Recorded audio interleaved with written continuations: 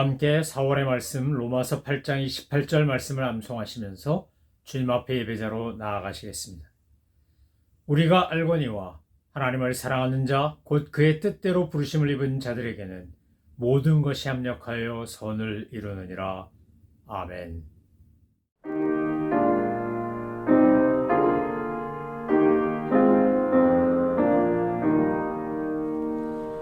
겸손히 주를 섬길 때 괴로운 일이 많으나 구주 영에게 힘 주사 잘 감당하게 하소서. 인자한 말을 가지고 사람을 감화시키며 갈 길을 잃은 무리를 잘 인도하게 하소서.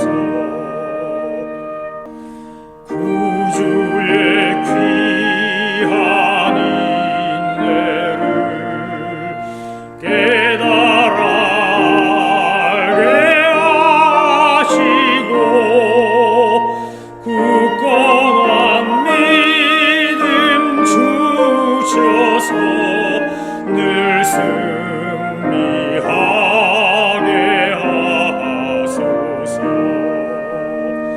장래의 영광 비추사 소망이 되게 하시며 구주와 함께 살면서 참 평강 얻게 하소서.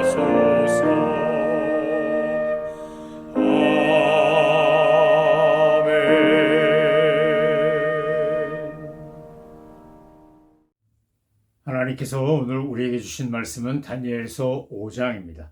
하나님의 말씀을 받들어 읽겠습니다. 벨사살 왕이 그의 귀족 1000명을 위하여 큰 잔치를 베풀고 그 1000명 앞에서 술을 마시니라.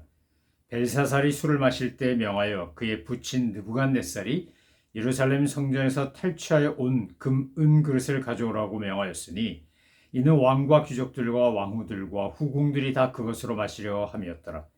이에 예루살렘 하나님의 전 성소 중에서 탈취하여 온 금그릇을 가져오매 왕이 그 귀족들과 왕후들과 후궁들과 더불어 그것으로 마시더라. 그들이 술을 마시고는 그 은, 금, 구리, 쇠, 나무, 돌로 만든 신들을 찬양하니라. 그때 사람의 손가락들이 나타나서 왕궁 촛대 맞은편 석회벽에 글자를 쓰는데 왕이 그 글자 쓰는 손가락을 본지라. 이에 왕의 질기던 얼굴빛이 변하고 그 생각이 번민하여 넓적다리 마디가 녹는 듯하고 그의 무릎이 서로 부딪힌지라. 왕이 크게 소리질러 술객과 갈대아 술사와 점쟁이를 불러오게 하고 바벨론의 지혜자들에게 말하되 누구를 막론하고 이 글자를 읽고 그 해석을 내게 보이면 자주색 옷을 입히고 금사슬을 그의 목에 걸어주리니 그를 나라의 셋째 통치자로 삼으리라 하니라.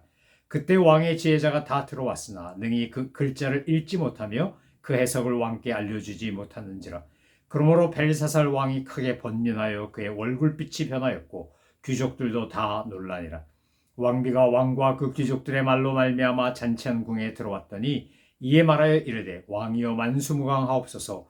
왕의 생각을 번민하게 하지 말며 얼굴빛을 변할 것도 아니니이다. 왕의 나라에 거룩한 신들의 영이 있는 사람이 있으니 곧 왕의 부친 때에 있던 자로서 명철과 총명과 지혜가 신들의 지혜와 같은 자니이다.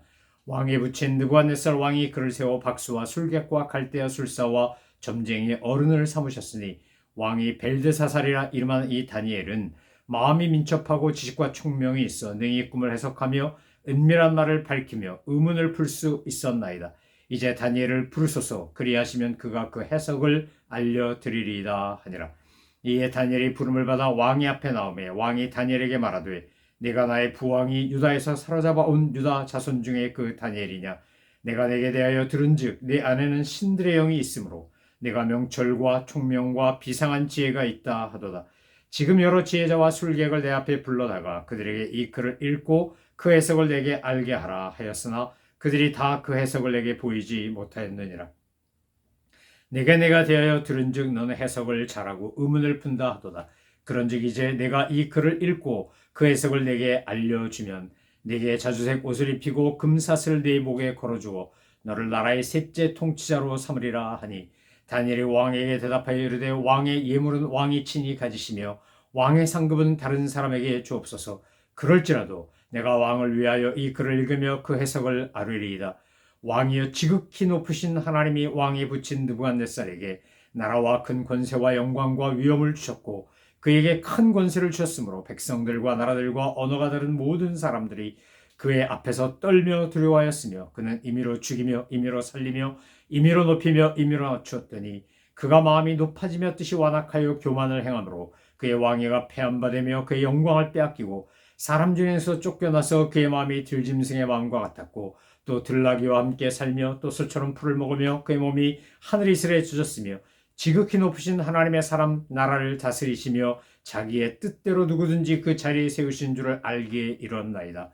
벨사살이여 왕은 그의 아들이 되어서 이것을 다 알고도 아직도 마음을 낮추지 아니하고 도리어 자신을 하늘의 주제보다 높이며 그의 성전 그릇을 왕 앞으로 가져다가 왕과 귀족들과 왕후들과 후궁들이 다 그것으로 술을 마시고 왕이 또 보지도 듣지도 알지도 못하는 금, 은, 구리, 쇠와 나무, 돌로 만든 신상들을 찬양하고 도리어 왕의 호흡을 주장하시고 왕의 모든 길을 작정하신 하나님께는 영광을 돌리지 아니한지라. 이러므로 그의 앞에서 이 손가락이 나와서 이 글을 기록하였나이다. 기록된 글자는 이것이니 곧 메네 데겔 우바르시니라. 그 글을 해석하온데 메네는 하나님이 이미 왕의 나라의 시대를 세워서 그것을 끝나게 하셨다 하며 데겔은 왕을 저울에 달아보니 부족함이 보였다 하며 베레스는 왕의 나라가 나뉘어서 메대와 바사 사람에게 준 바 되었다 하미니이다 하니 이에 벨사살이 명하여 그들이 다니엘에게 자주색 옷을 입히게 하며 금사슬을 그의 목에 걸어주고 그를 위하여 조서를 내려 나라의 셋째 통치자로 삼으니라. 그날 밤에 갈대아 왕 벨사살이 죽임을 당하였고 메대 사람 다리오가 나라를 얻었는데 그때 다리오는 62세였더라. 아멘. 다니엘서 5장은 벨사살 왕이 잔치를 베풀면서 유다에서 빼앗아온 하나님의 전에 있었던 금, 은, 그 기물을 가지고 술 마시고 파티하고 잔치하면서 자기들이 만든 우상에게 경배했다라는 이야기로 시작합니다. 이 벨사살이란 과연 누구인가? 역사 속에는 바벨론 역사 속에는 이 벨사살이라는 인물이 등장하지 않기 때문에 많은 분들이 가상의 인물이라고 성경의 권위를 부정하는 사람들이 문제를 제기했었습니다. 그런데 1800년대 중반에 영국의 고고학 팀이 이제 이라크 남부에 가서 한 문서, 이렇게 바벨론 시대에 쓰여진 글귀 하나를 발견했는데 그것은 바로 벨사살을 위한 기도문이었습니다. 고고학자들이 연구를 해보니까 벨사살은 누구였냐면 나보니도스의 아들이었고 나보니도스는 바벨론 왕국의 마지막 왕이었습니다. 근데 이 나보니도스는 이른바 전쟁광이어서 나가서 전쟁을 했기 때문에 자기가 전쟁터에 나가 있는 동안 왕궁에 남아서 바벨론을 통치하도록 권력과 권한을 넘겨주고 그렇게 왕의 역할을 감당하게 한 것은 자기 아들인 벨사살이었습니다. 우리는 이렇게 역사 속에, 한국 역사 속에도 그런 경우가 있었고 태종 이방원이 자기 아들인 세종을 세우고 자기는 상왕으로 물러서는 그런 일도 있었고 최근까지 저 북한 땅에서 김일성, 김정일, 김정은으로 이어지는 이 말도 안 되는 3대 세습 속에 김일성이 살아있을 때 김정일을 위대한 영도자란 이름으로 21세기 태양이란 이름으로 별 이름을 다 붙여가지고 자기의 권력을 이양하기 위하여 자기가 살아있지만 사실상 김정일이 통치자로서 북한을 다스리도록 그렇게 했던 것을 우리는 잘 알고 있습니다. 벨사살은 바로 그런 겁니다. 바벨론의 역사는 느부갓네살이 죽은 이후에 비참하게 왕권 찬탈이 벌어지고 왕을 살해하고 이런 일들이 벌어지다가 이제 마지막 나보니도스가 왕이 돼서 네 번째 왕으로서 통치하고 바벨론은 메대와 바사 왕국, 지금의 이란인 페르시아에 의하여 무너지고 맙니다. 느부갓네살 왕이 죽고 바로 그의 아들이었던 메로다크가 왕이 되었고, 메로다크는 한 2년 정도 왕노릇하다가 자기의 처남인 왕의 사위에게 죽임을 당하고, 그리고 왕의 사위가 왕이 되었지만, 이 네글리사가 왕이 되었지만 네글리사가 4년쯤 통치하다 죽고, 그리고는 네글리스의 아들인 라바시 마르드크가 왕이 됐었는데 9개월 정도밖에 통치 못하고, 그리고는 나보니도스가 왕이 된 것입니다. 나보니도스가 왕으로서 통치할 때 자기 아들인 벨사살을 세워서 내치를 하도록 그렇게 만든 겁니다. 자, 이런 벨사살이 지금 무슨 짓을 하고 있냐? 다니엘서 5장에 보면 그가 바벨론 제국에서 잔치를 벌리면서 하나님 앞에 온갖 오만과 교만과 가증한 죄를 범하고 있는 겁니다. 하나님께서 오늘 우리에게 분명히 4장에서도 느부갓네살이 교만해졌을 때 하나님이 그에게 요즘식으로 하면 치매 같은 거겠지요. 정말 정신이 나가는 총명이 떠났다라고 되어 있는데 7년 동안 미친 사람처럼 그렇게 머리를 풀어헤치고 손톱은 새 발톱처럼 되고 하면서 그렇게 역사적 기록에 보면 그는 유폐되어 있었다는 겁니다. 백성들이 알면 안 되니까. 그래서 이른바 독방 같은 데서 그렇게 격리 수용됐다가 7년 뒤에 이제 그것이 회복돼서 하나님의 은혜로 회복되어 다시 왕권에 복귀한 것을 알 수 있습니다. 당시 바벨론은 지금도 고대 7대 불가사의라고 하나라고 꼽히는 공중정원이라는 것이 있었다 그럽니다. 이렇게 첨탑을 세우고 첨탑에 테라스가 생기니까 그 테라스마다 나무를 심고 그곳에다 식물을 심고 그렇게 정원을 가꿨다는 겁니다. 우리는 그냥 푸르른 곳에 살기 때문에 모든 것이 있는 곳에 살기 때문에 잘 감이 안 오지만 이 미국만 해도 저 서남부에 가면 사막지대고 거기에서는 식물이 골고루 자랄 수 없어서 스프링클러로 물을 주지 않으면 살아날 수 없지 않습니까? 살아남지 못하지 않습니까? 그런데 그 당시 지금의 이라크 그 바그다드를 중심으로 한 그 일대가 사막지대인데 이 우르라고 하는 바벨론의 수도였던 곳에 있었던 도시는 사막에 세워진 도시였습니다. 그런데 그곳에다가 정원을 만들었다. 지금은 흔적도 없이 사라졌지만 그 공중 정원으로 알려진 것을 지을 만큼 그 당시 느부갓네살 왕의 권력은 막강했고 바벨론의 힘은 엄청났던 것이었습니다. 그러나 그 바벨론도 이제 왕이 4번에 걸쳐 바뀌는 가운데 서서히 길고 있는데 벨사살이 지금 뭐 하는 거냐? 마치 자기들은 영원한 나라로 갈 것처럼 잔치를 베풀고 귀족 1000명 그리고 왕후, 후궁 뭐 다 불러다가 지금 아주 그냥 질펀하게 연애를 하고 있는 겁니다. 그런데 문제는 그때 술을 마시고 인간적으로 잔치를 베풀 때 썼던 그릇이 예루살렘 하나님의 전 성소 중에서 탈취해온 은근 그릇을 가져다가 그 귀족들과 왕과 왕후들과 후궁들이 그것으로 술을 마셨다는 겁니다. 그때 하나님이 진노하시니까 어떻게 된 겁니까? 사람의 손가락들이 나타나서 건너편 벽에다가 글자를 씁니다. 근데 이 글자를 아무도 알아보지도 못하고 읽지도 못하고 뜻도 해석하지 못하는 겁니다. 여기에 또다시 다니엘이 등장하는데 벨사살이 활동할 때의 다니엘은 약 80대 초중반의 노인이었을 거라고 추정합니다.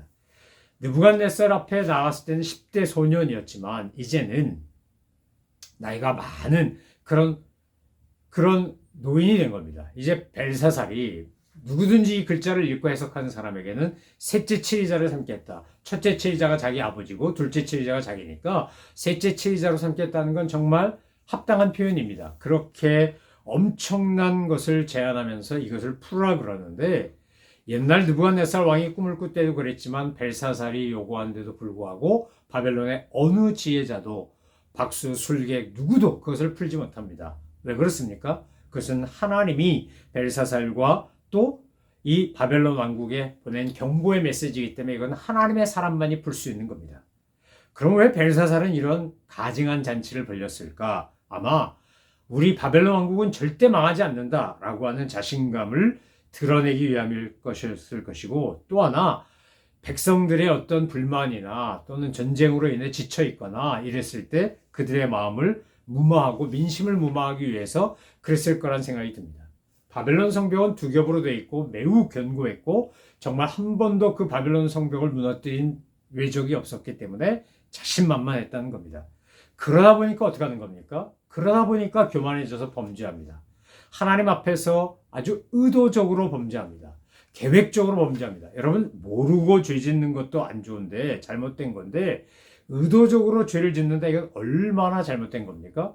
교만으로 말미암아 의도적으로 예루살렘에서 가지고 온 그 금, 은 그릇, 하나님의 성소에서 썬 거 가져다가 하나님께 드려지던 거룩한 성물을 인간들이 술 마시는 데 쓰기 시작하는 겁니다. 그리고 술만 마셨습니까?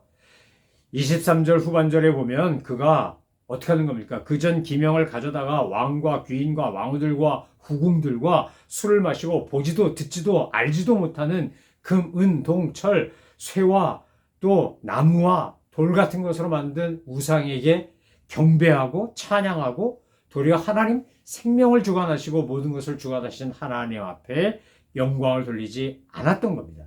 여러분, 이것이 우상 숭배를 하는 교만한 사람들은 하나님은 무시하고 자기들이 인간들이 만든 것들을 절대화하면서 그렇게 경배합니다. 요즘 현대식으로 말하면 돈이라든지 권력이라든지 쾌락이라든지 이런 것들을 하나님 아닌 이런 것들을 더 숭상하고 높이고 있는 겁니다. 그래서 손가락이 나타나서 벨사살의 범죄에 대해 하나님이 경고하시며 말씀하신 겁니다. 뭐라고 돼 있다고요? 메네 메네 데겔 우바르신. 자, 다니엘이 불러가지고 다니엘로 하여금 이것을 해석하라 그러니까 다니엘이 그것을 이렇게 해석합니다. 메네는 숫자를 세다라는 거고 데겔은 저울로 달아본다는 거고 우바르시는 나누다인데 우바르시는 바로 본문에 나오는 베레스의 복수형입니다. 그래서 베레스의 복수형이 우바르시니까 이제 두 나라로 나뉜다 이런 겁니다. 두 나라 이상으로 나뉜다. 왕의 나라를 달아봤더니 뭐라고 되어 있다고요? 자, 하나님이 왕의 나라의 시대를 맨에 세개봤더니 숫자를 세어봤더니 그것은 끝났고 데겔 왕을 저울에 달아보니 부족했고 베레스 왕의 나라가 나뉘어서 이제 메대와 바사의 사람에게 준바되었다 이렇게 이야기합니다. 여러분, 하나님께서 오늘 저와 여러분에게도 이런 무서운 경고를 하시면 어떡할까라는 두려운 마음으로 우리가 나 스스로를 성찰할 줄 알아야 합니다. 여러분, 인간이 교만해지면 어떻게 되는 거냐? 하나님 앞에 의도적인 범죄를 하기 시작합니다. 그 의도적 범죄의 시작이 뭐냐면 내 인생은 나의 것이라고 하는 고백입니다. 그런 착각입니다. 이런 이야기를 합니다. 아, 내 인생 내 거야. 내 마음대로 하면 돼. 여러분, 우리의 삶은 우리의 손에 달려있지 않습니다. 우리의 존재와 삶은 하나님의 손 안에 달려 있습니다. 그분이 우리에게 은혜를 주시고 능력을 주시고 권능을 주시고 건강을 주시고 모든 것을 주셨기 때문에 우리가 이 땅에서 살아가고 돈도 벌고 공부도 하고 활동도 하고 뭐 여러 가지를 하는 겁니다. 하나님의 손을 거두시면 어떻게 될까요? 우리에게 주님이 뻗은 은혜와 사랑의 손길을 거두시면 우리는 망할 수밖에 없고 실패할 수밖에 없고 그리고는 죽을 수밖에 없습니다. 우리의 존재 자체가 우리의 생명 자체가 하나님 손에 달려있는 겁니다. 그래서 본문 23절에서 다니엘이 벨사살에게 이렇게 말하지 않습니까?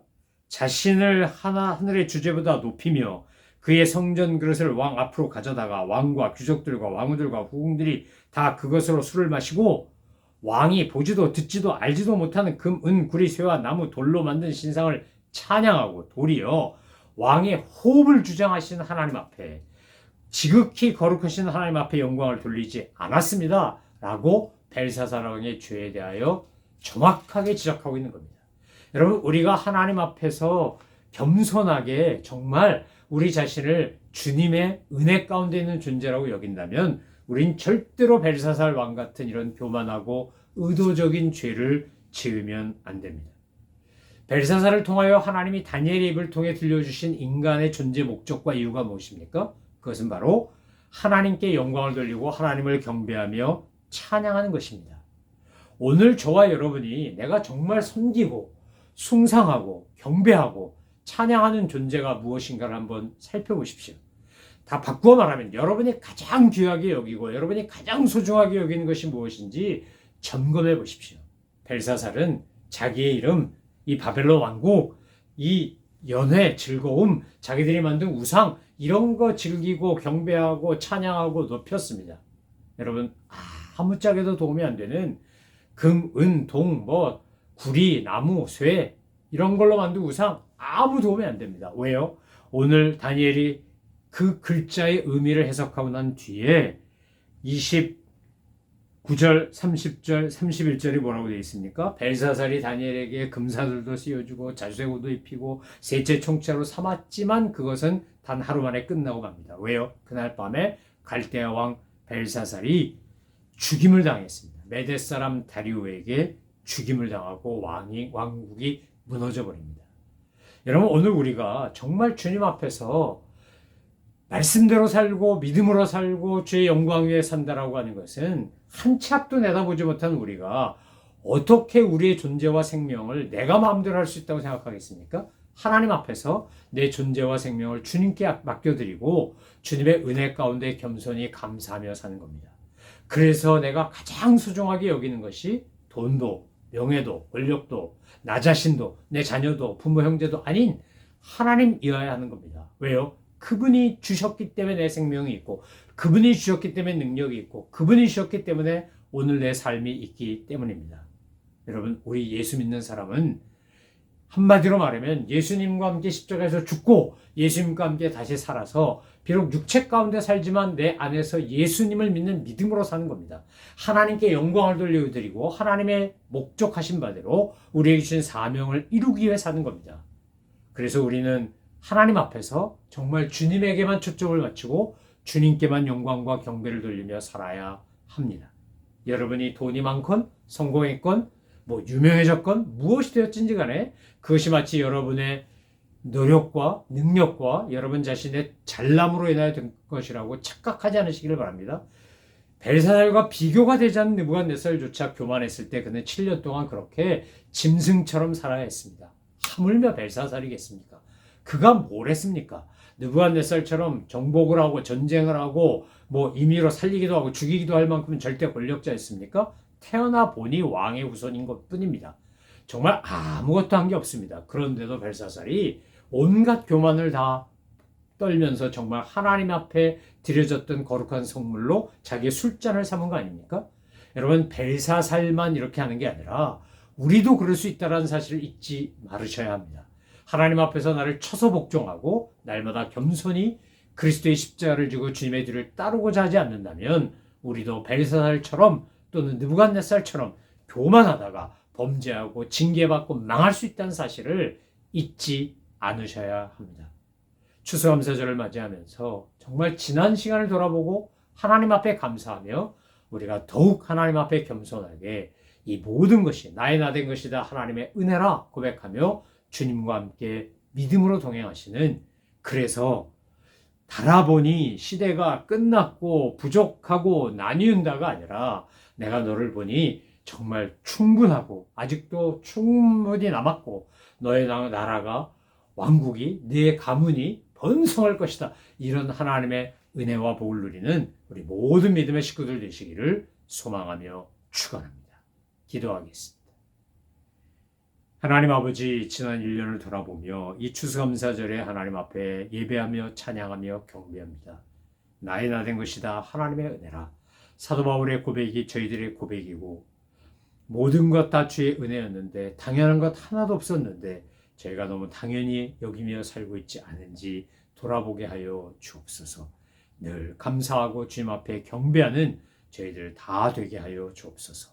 감사드리며 예수 그리스도의 이름으로 기도 올려옵나이다.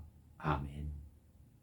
하늘에 계신 우리 아버지, 아버지의 이름을 거룩하게 하시며 아버지의 나라가 오게 하시며 아버지의 뜻이 하늘에서와 같이 땅에서도 이루어지게 하소서. 오늘 우리에게 일용할 양식을 주시고 우리가 우리에게 잘못한 사람을 용서하여 준 것 같이 우리 죄를 용서하여 주시고 우리를 시험에 빠지지 않게 하시고 악에서 구하소서. 나라와 권능과 영광이 영원히 아버지의 것입니다. 아멘.